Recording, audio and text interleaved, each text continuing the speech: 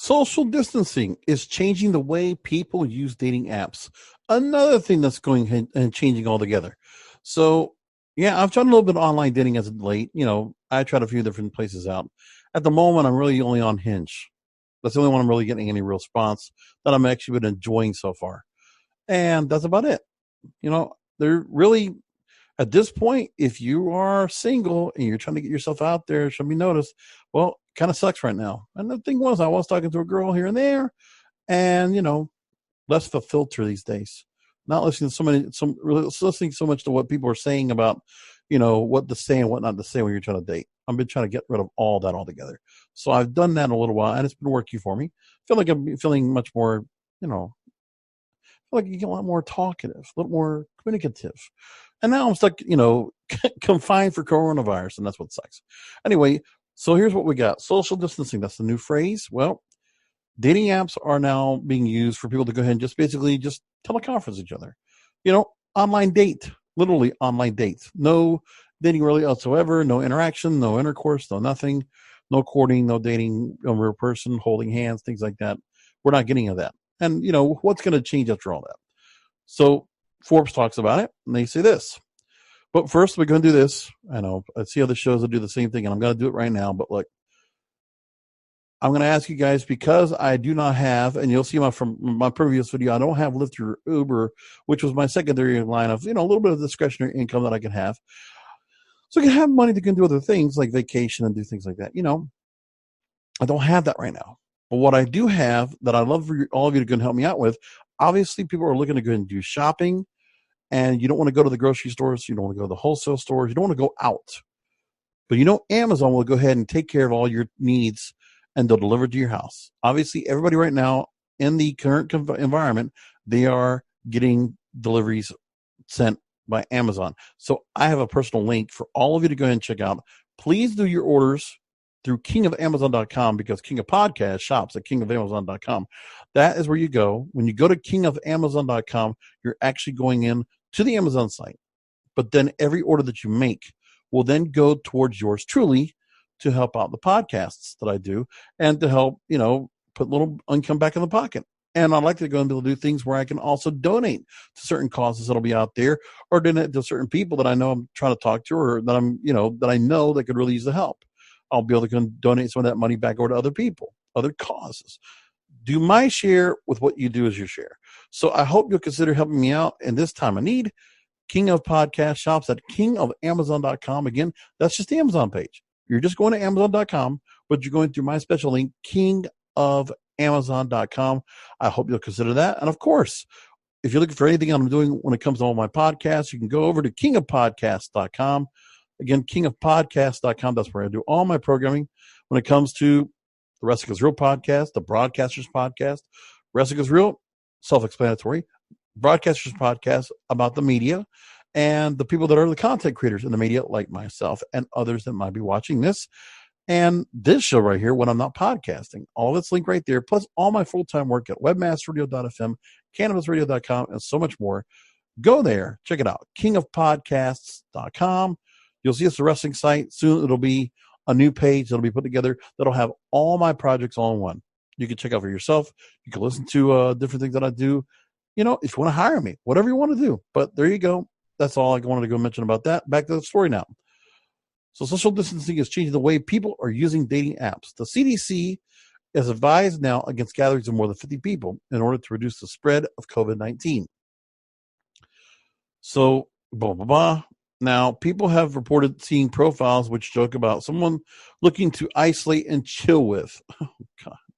And operators know this too. So Bumble is saying that they've seen users mention COVID-19 and coronavirus more and more within their profiles. Don't do that. Come on. Even just by saying that, you're just kind of putting people on a bummer right there. Like, we're going to live with it, but the thing is, you don't want to just put it out there and okay, entertain me while I'm stuck with coronavirus. No. And God forbid somebody gets the wrong idea about what you're saying, and they're going to think you're infected.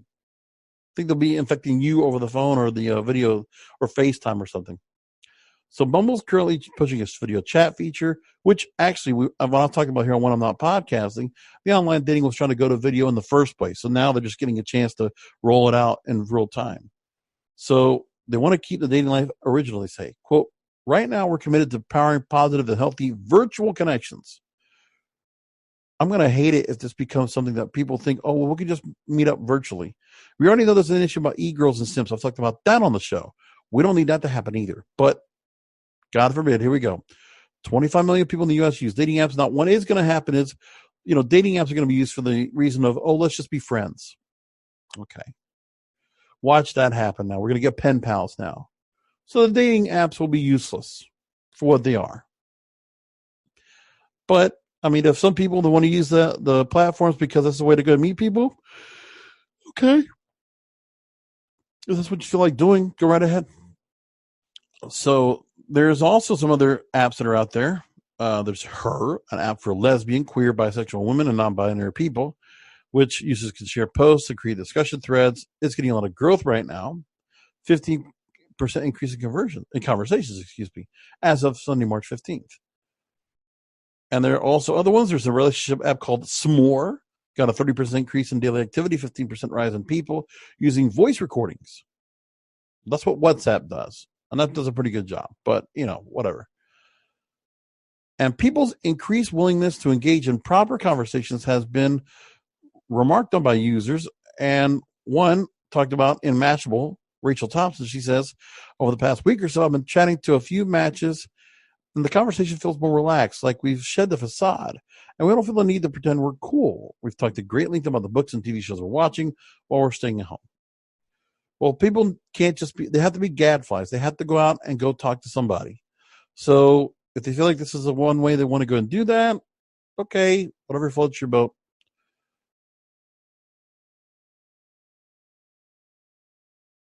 Now, here's what another thing that's said. A journalist by the name of Nietzsche Hodgson, who wrote The Curious History of Dating, suggests that the pandemic might actually mean a rise in more meaningful connections and traditional romance. Throughout the history of dating, times of death, disaster, and disease have inspired great acts of great romantic opportunism. Whether it was wartime weddings conducted on the chance day of a soldier's leave, or even Samuel Pepys carrying on his adulterous affairs during the Great Plague of London, the desire for human connection intensifies during testing times. Look, I just got to say this. Obviously, for guys, I don't see the benefit of it because obviously if we're going to go and date, we want to get the sex, right? Let's be honest with each other. That's what you want.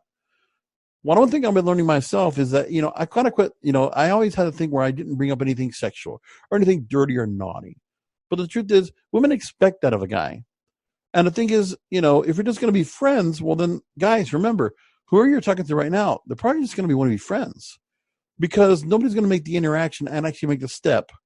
And God forbid, or somebody going to go and wait, however long this is going to take to go then finally meet that person after all said and done.